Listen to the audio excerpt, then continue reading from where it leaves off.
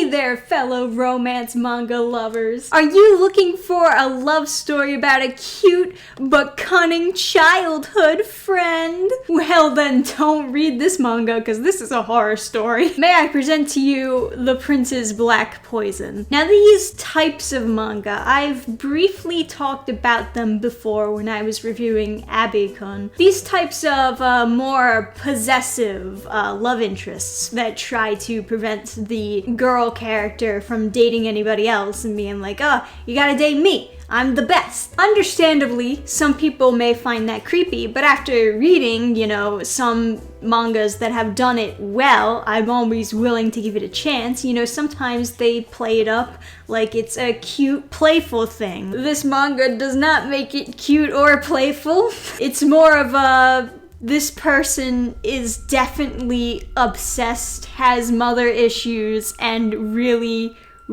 wants the main character to not date anyone but him. I'm actually not convinced that this guy is not dangerous. So let me explain to you the story. So the main girl character has this childhood friend. Classic scenario, right? They grow up to be teenagers. He has not really grown up. He still acts very childish and very clumsy and spoiled. And she has basically taken up the role of his mother figure by taking care of him, which is very humorous but also very sweet since he never really had a mother figure. However, because of her always taking care of him and always being around him, she's kind of closed herself off to having an actual boyfriend. So she decides that she's going to finally separate herself from her childhood friend, leave him to care for himself, and find herself a romantic partner. But of course, the plot twist, what she doesn't know, is that this childhood friend of hers never needed her to take care of him in the first place.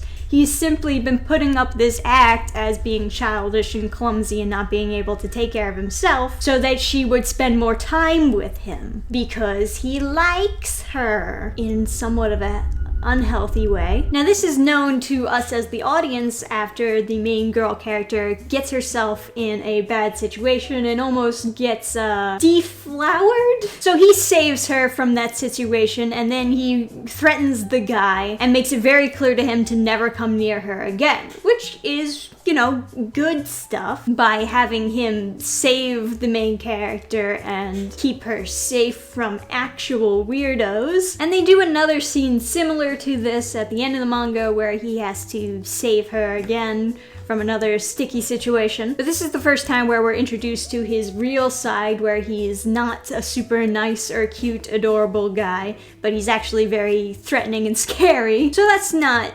bad, at least for an introduction. Then we get further into the book. This series, the whole plot around this series is that he is trying to keep other guys away from her while she is trying to get a boyfriend. So not every scene is going to have very justified actions. The main character goes out with her friends to meet up with a couple of guys, like trying to find boyfriends by going on a group date. I don't know what they call it. And her childhood friend shows up specifically to ruin it for her and keep all the other guys away from her. Now we get to the weird parts of the story. This childhood friend character, he has a magical ability. Whenever he sparkles at men, they instantly turn gay for him. Now, to some extent, I've seen this in other anime, other manga, where it's like, as a joke, they make a very attractive, girly, pretty boy, and other guys, because he's so pretty, even other guys want to get with him. And I've also seen that with girl characters, where like, oh, they're so pretty, or they're so sexy, even other girls want to fuck them. But the way that this is done, at the very least in this first manga that I've read, gives this character so much power over the story. Because like, literally any guy who comes into this main character girl's life, all he has to do is sparkle at him and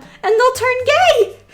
Then he won't have to worry about him anymore. And this author is trying to present this character as being a very cunning character, like he's smart, and that's why he's able to manipulate all the people around him.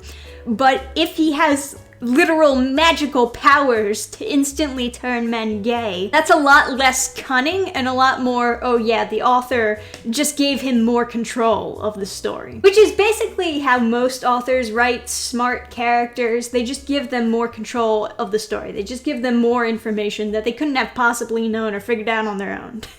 They just have more power of the story, and they're labeled as smart. Despite him sparkling at the guys, it doesn't work on this one particular guy who gets to exchange numbers with the main girl character.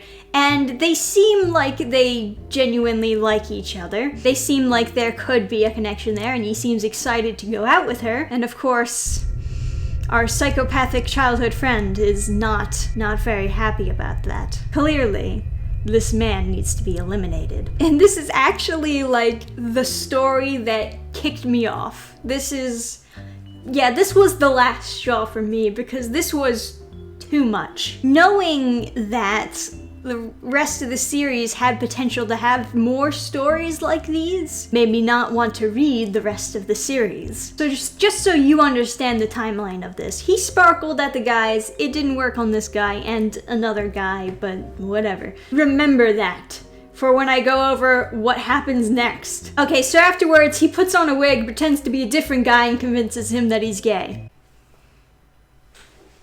You already sparkled at this guy and it didn't work! But alas, he just had to do it a second time and then it would work. So just as he started dating the main character, he gets sparkled, this time with a wig, plays with his emotions and convinces him to break up with the main character to be with this fake character that he's made up. And not only does he break up with her, he breaks up with her in front of the whole school. And this guy is just laughing about it. She's literally crying and he's just like, oh, that's a shame. At least you still have me. And of course, this poor other guy who broke up with this girl because he had his emotions played with, goes on to find out that the guy that he broke up with her over doesn't even exist. So it's not a happy ending for anyone except for the psychopath character. To some extent, I get the comedy behind it, that he's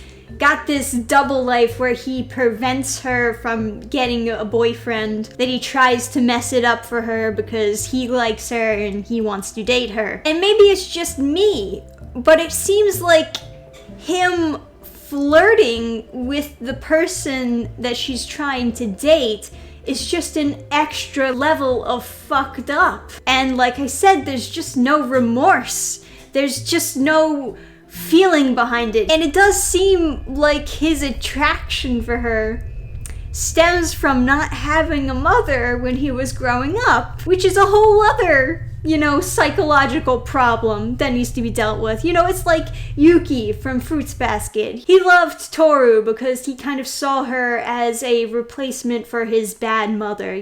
She treated him nicely and she gave him good advice, all the things that his mother couldn't do for him. But at the end of the day, he admitted that he didn't really love Toru. He just kind of saw her as a mother figure. It's kind of similar to that, only he sees her as a mother figure and he wants to fuck her. Not even to mention that he uses the fact that she doesn't see him as a real boy threat. She sees him as a child. He uses that to do more creepy things to her and get away with it. So he really does just seem like a total villain. Now, I won't deny that this manga has its funny moments, and it does gauge your interest pretty well. I like the main character, and that's part of the reason why I feel so awful for her, that she is cursed with this friend. But I can see other people